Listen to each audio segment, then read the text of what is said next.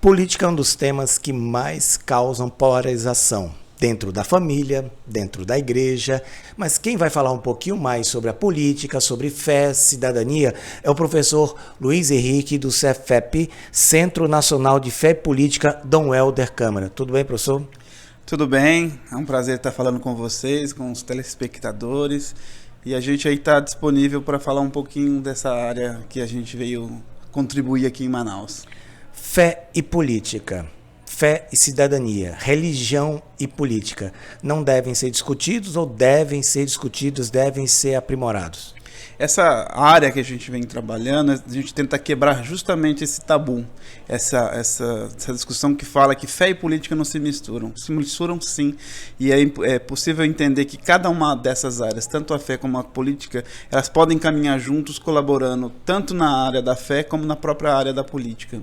Por que essa ideia que eles não podem se misturar? De onde veio todo esse contexto? Essa é uma ideia que é de um processo histórico, fazendo com que isso houvesse um certo afastamento da população do envolvimento político, deixasse isso por um campo de privilegiados que tivessem acesso a essa prática. E, no fundo, é uma ideia do bem contra o mal, onde o bem é representado pela fé e o mal a política. Então, tudo que vem da política é mal. Então, como pode se relacionar duas coisas nesta interpretação totalmente antagônicas? O que a gente trabalha nessa área é demonstrar que isso não existe, que uma complementa a outra, cada uma com a sua especificidade. O senhor é diretor de uma escola. Como passar para os alunos, como passar para as pessoas que estão procurando esse aprimoramento, que fé e política são áreas convergentes e não divergentes? Esse é o grande desafio que todas as escolas de fé e política no Brasil trabalham. Demonstrar ao nosso educando que é aonde essa relação acontece, tanto na teoria como na prática. Então a gente procura demonstrar que a fé, ela nos orienta, principalmente no campo da ética, da moral, dos princípios que norteiam os nossos valores. E a política, ela, por conta dessa possibilidade de atender ao maior número de pessoas, pode ajudar a transformar a nossa realidade. A política, ela utiliza muito das ciências humanas, filosofia, sociologia, economia, a área do direito. Cada uma dessas áreas, elas podem contribuir e trabalhar junto no campo da fé para orientar as ações do político e do cidadão cristão e cristã. Na escola, é ensinado o cristão ser candidato apenas para que ele possa também aprimorar a sua participação dentro da esfera pública? As escolas de fé e política, elas têm como missão trabalhar a integralidade do ser humano. Então, há também uma preocupação de formar possíveis candidatos, aqueles que têm certa aptidão, que se sentem tocados em se lançar candidatos a um cargo público, seja na vereança, seja num cargo de deputado estadual, federal, um governante, um prefeito. Mas também tem aqueles que a gente sabe que esse não é o desejo dele. Mas isso não significa que a limitação do trabalho é para formar candidaturas. Não, a gente também precisa trabalhar o cidadão, desde o momento dele ir votar, até no momento de discutir políticas públicas, de definir o seu futuro enquanto cidadão, enquanto sujeito de direitos. Então a gente precisa formar essa pessoa para atuar politicamente, sem entrar necessariamente no campo partidário. O senhor é representante de uma escola que tem como patrono Dom Helder Câmara. Foi um símbolo nas lutas dos direitos humanos e também da atividade político-partidária e também da atividade política relacionada à fé. Como fazer com que todas as premissas de Dom Helder Câmara possam estar presentes hoje, no século XXI? Eu acho que a primeira coisa de tudo é realmente a escolha do patrono não é à toa.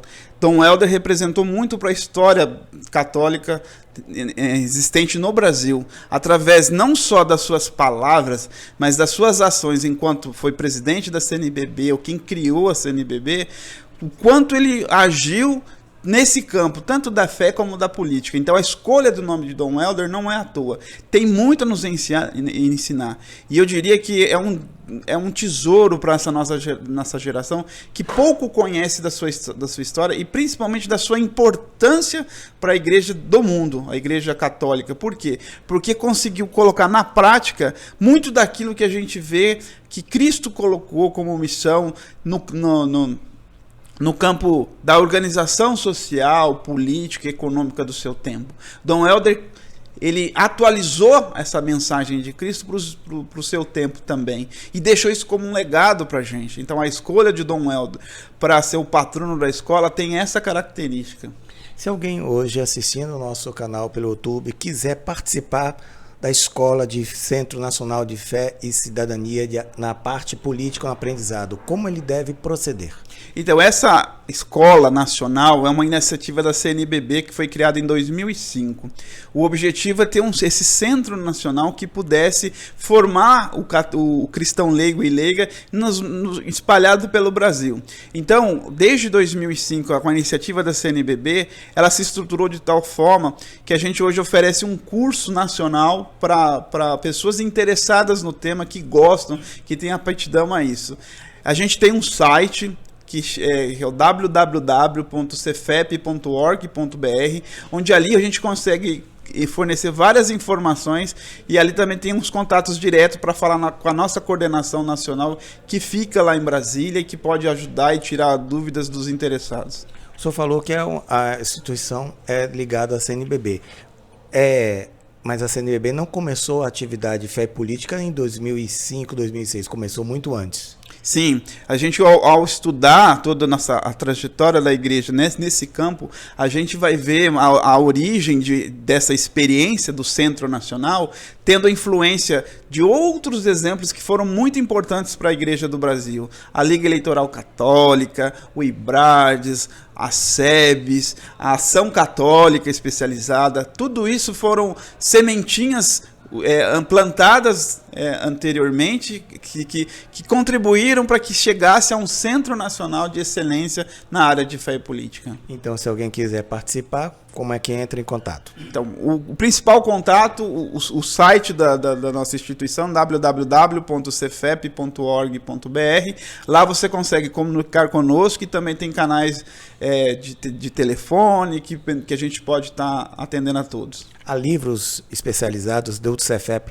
para a área fé e política? Sim, o Centro Nacional, além de ter esse centro de formação na área de fé e política, também tem uma grande rede de assessores das mais diversas áreas das ciências humanas e da área da fé, que contribui com o centro. E uma das atividades que essa grande rede de assessores faz é a publicação de livros nesta área.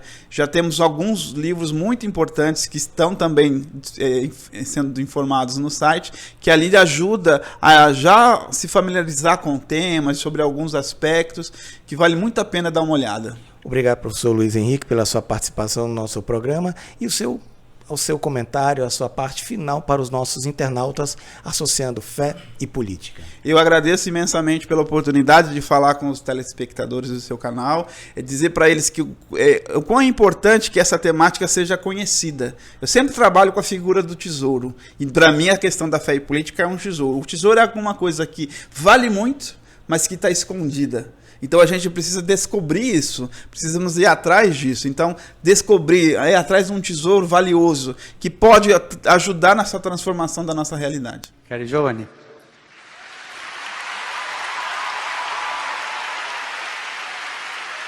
io ho preparato questo per dirvi, ma sono 5 pagine, un po' noioso. Facciamo una cosa,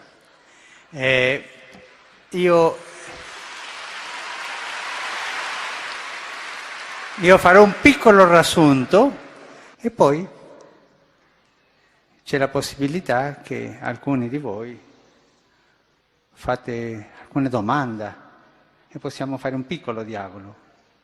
Ci piace questo o no? Sì?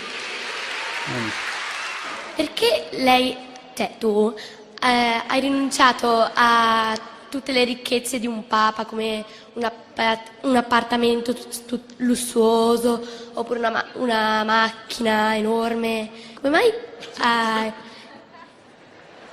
hai rinunciato alla ricchezza?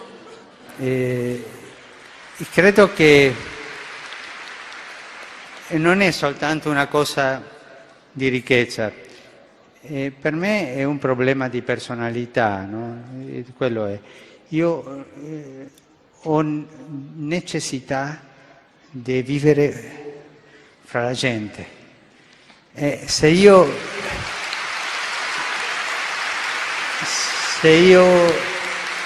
vivesse solo, forse un po' isolato, non mi farebbe male, non mi farebbe bene, no? Ma questa domanda me l'ha fatto un professore: ma perché lei non va a abitare là? Io ho risposto: ma mi senta professore, per motivi psichiatrici, perché ma è la mia personalità, Anche l'appartamento, quello non è tanto lussuoso, tranquilla, ma non posso vivere da solo.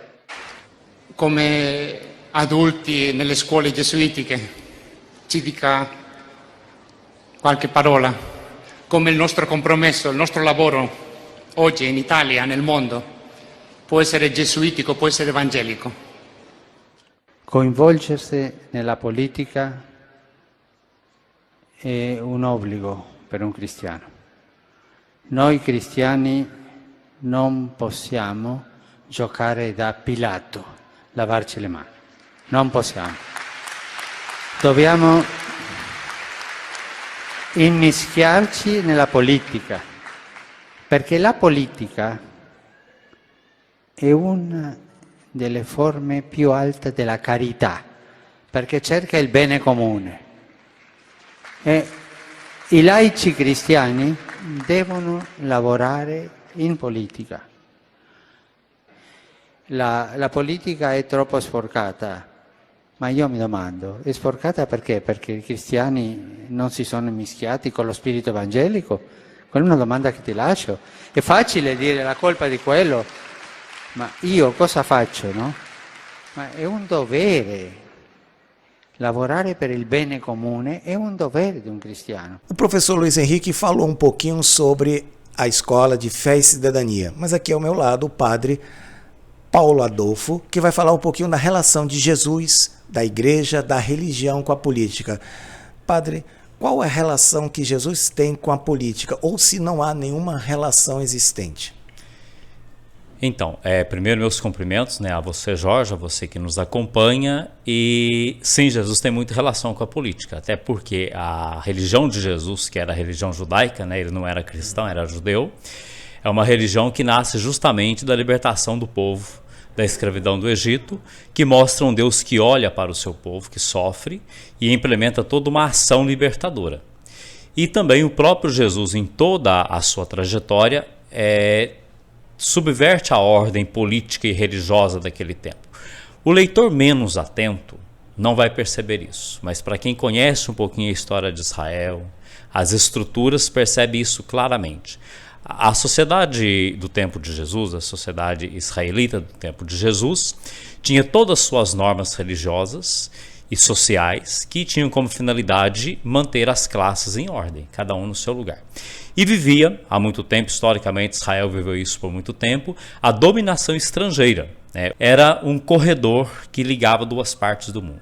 E por Egito para a Europa. Isso, e por séculos, diversos grandes impérios, o Império Assírio, o Império Persa, o Império Egípcio, o Império Grego e finalmente o Romano, subjugou o povo de Israel. E Jesus, em todas as suas ações, vai contrariando tudo isso, vai influenciando em tudo isso, Tanto é que o julgamento de Jesus, que a gente celebra com muita piedade na Semana Santa, sobretudo na Sexta-feira Santa, o sul de Minas tem muitas procissões, muita coisa, foi um julgamento essencialmente político. Ele não foi condenado por questão religiosa, né?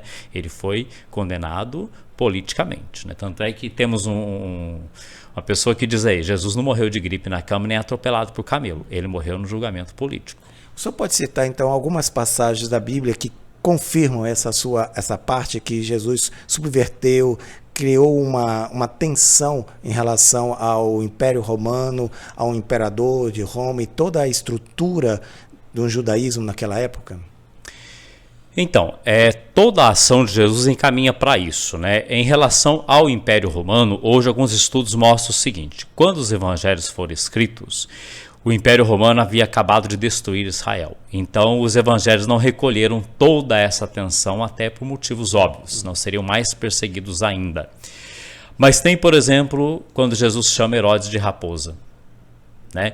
E tem no evangelho da paixão do Senhor, ao qual acabei de me referir, é muito interessante a conversa de Jesus com Pilatos. Pilatos era um líder até certo ponto sanguinário, mas era um homem extremamente culto, e tanto Pilatos quanto Herodes tinham grande admiração por Jesus. E é muito interessante a pergunta de Pilatos para Jesus sobre a verdade quando Jesus se cala, porque os dois devem ter olhado um no olho do outro e percebido que eles não estavam falando da verdade, né? E diversas vezes. Outro ponto que, aliás, é usado para a condenação de Jesus é quando lhe é perguntado se devia pagar o imposto a César ou não, e ele responde: dai a César o que é de César e a Deus o que é de Deus, né? Muitos cristãos extremamente piedosos e com boa vontade usam esse texto justamente para separar a fé e política, mas é exatamente o contrário. O que Jesus está dizendo, assim, dai a César o que é de César e a Deus o que é de Deus, é que César, que era imperador romano, não deveria cobrar impostos e dominar um povo estrangeiro, que era o povo de Deus. E do ponto de vista judaico, a tensão existente, algumas passagens que podem explicar essa ideia de Jesus que vai subverter a ordem? Olha, Jesus em vários momentos descumpre as leis judaicas, né? Alguns pontos mais fortes vai aparecer sobretudo no Evangelho de Mateus, a grande tensão de Jesus com os fariseus. Ali, Jesus e fariseus era uma relação de amor e ódio, né? Porque estavam sempre brigando, sempre próximos uns do outro, né? O sábado, Jesus faz muita coisa no sábado que é condenado pelos judeus. E Jesus é irônico com os judeus, numa determinada parte do Evangelho de Mateus. Ele fala: olha, vocês, se for para fazer o bem para alguém, não fazem no sábado, mas para salvar o boi que caiu no buraco, vocês usam o sábado, né? Então, quer dizer, ironicamente ele fala que o judeu, para ganhar dinheiro, pode usar o sábado, para salvar uma pessoa, não. Depois, a questão das mulheres, né? Os evangelhos contam isso sobejamente. Jesus era cercado por um grupo de mulheres, convivia muito bem com elas, numa época em que, por questão religiosa, um homem nunca deveria conversar sozinho em público com uma mulher, e Jesus subverte. A acolhida e a cura dos leprosos, inúmeros doentes. Jesus coloca uma criança no centro da roda e fala: quem não for como uma criança. A lei judaica falava que a criança não tinha direito nenhum, como as mulheres, deveriam ser tratadas como pagãos. Então tudo isso reflete um Jesus que quer o bem da população, quer o bem da humanidade, mas não está subordinado a preceitos políticos institucionais. Eu diria que é um Jesus que dá pleno cumprimento à lei de Deus, né? Ele próprio vai dizer: ai de quem tirar um pingo da letra, né? O que Jesus faz é buscar o espírito da lei, porque toda a lei ela surge com uma intenção e com o tempo ela se cristaliza e se torna algo às vezes inútil, né? E o que Jesus faz é isso, dar pleno cumprimento à lei judaica. Para isso, para os legalistas, ele subverte a lei. E como fazer hoje para que um cristão, para que um católico possa ter acesso, ver como que a religião e a política podem andar juntas e não separadas? Jorge, a primeira coisa fundamental é conhecer o Evangelho, né? Quando a pessoa fala, olha, ou tem dificuldade de entender, olha, fé e política não se misturam, a primeira coisa é que não conhece a palavra de Deus. Então, ler com calma, com tranquilidade, procurar estudar, né? Ler primeiro para conhecer. As pessoas às vezes fogem da Bíblia porque querem ler e entender tudo e não dá. Tem que ser mais humilde, né? Vamos ler para conhecer, depois a gente tenta entender o que está ali. Depois olhar para a sua realidade como Jesus fez. O que Jesus fez nos 30 anos antes da vida pública? Conheceu a sua realidade. Quando ele vai contar as parábolas do reino, que Mateus condensa num capítulo só, E Jesus falando para as mulheres, ele fala, o reino de Deus é como um punhado de fermento que põe na massa. Quando ele fala para comerciante, ele fala, olha, é como uma pérola, é como um campo. Quando ele fala para pescadores, é como lançar, enfim.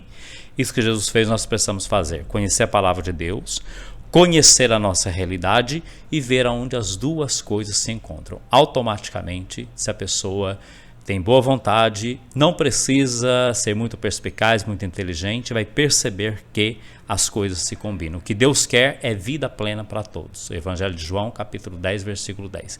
E como que se consegue vida plena para todos? Criando uma sociedade justa, igualitária, fraterna, onde todos sejam tratados como são verdadeiros filhos de Deus, em perfeita harmonia com a natureza que está aí para o nosso desfrute, não para que nós a destruamos. O senhor é secretário executivo da Cefep, que é o Centro de Estudos da Fé e Política.